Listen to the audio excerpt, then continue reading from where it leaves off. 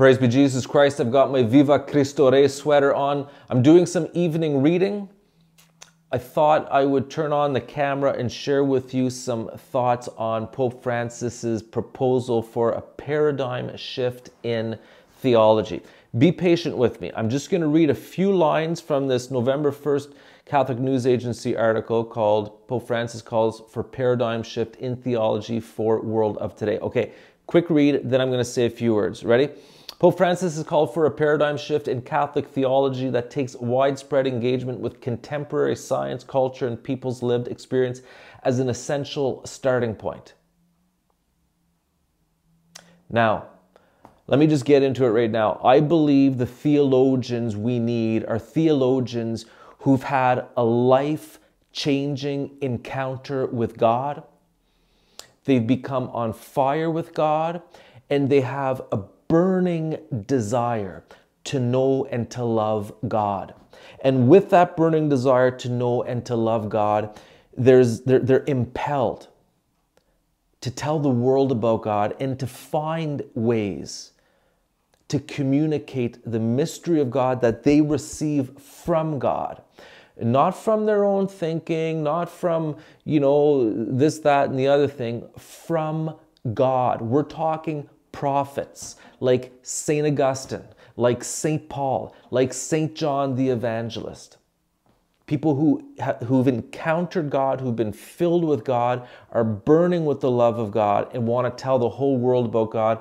And they're filled with divine light and they proclaim as prophets. So if they're prophets, they're using today's context and language. Like Pope Francis mentions, it goes on to say, citing the need to deal with profound cultural transformations, Pope Francis presented his dramatic vision for the future of Catholic theology in a new motu proprio issued earlier today.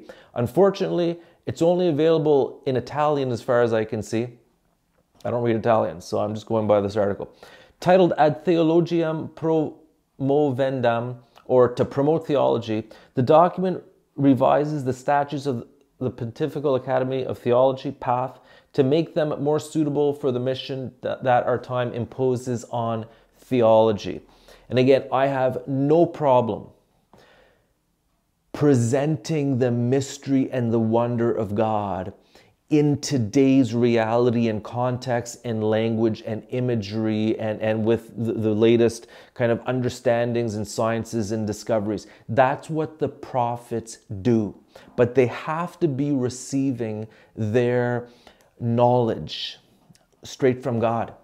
Straight from God. And you think of people today. You think of Peter Kraft. He's a philosopher, that's fine. He knows God and he teaches theology even through his philosophy. Scott Hahn, biblical scholar, tells us about the mystery of God through his understanding of Scripture. The article goes on to say, theology can only develop in a culture of dialogue and encounter between different traditions and different knowledge, between different Christian confessions and different religions, openly engaging with everyone, believers and non-believers, the Pope wrote in the Apostolic Letter. And I agree 100% as long as those theologians are tapping the wonder of God, the mystery of God, in contemplative prayer. A theologian, to me, has to be a mystic. And again, that's what our world needs today. Not intelligent, clever people who have a lot of PhDs or who might be kind of in touch with all the new cultural things. We don't need that. We need holy prophets. We need witnesses, because what did the Pope say? One of the recent popes said, the world is more ready to listen to witnesses than to teachers. We need witnesses. And so, listen, I'm 47 years old. I'm going to be 48 next month.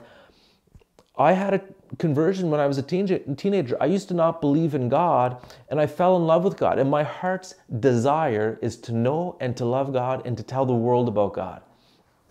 That's theology. I have a deep love for sacred scripture. I love the saints. And I love philosophy. I especially love Catholic philosophy, spirituality. But the point is, we need on fire, holy mystic prophets, those will be the theologians that will engage the world. Okay, let me read to you from John chapter 1. You want to hear some theology from someone who knew the heart of God? John the evangelist, in the beginning, this is John 1, in the beginning was the Word, and the Word was with God, and the Word was God.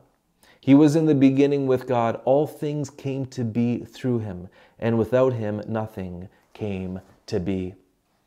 Viva Cristo Rey.